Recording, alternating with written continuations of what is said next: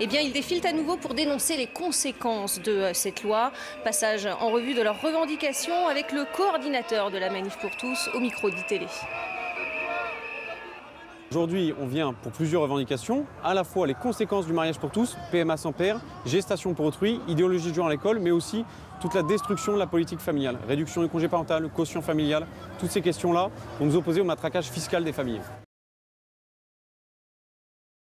Quand vous dites aujourd'hui à un enfant qui lit un manuel scolaire qu'il ne naît pas homme ou femme, qu'il naît masculin ou féminin, et c'est qu'ensuite qu'il choisira s'il est homme ou femme, c'est de l'idéologie du genre et c'est dans les manuels scolaires.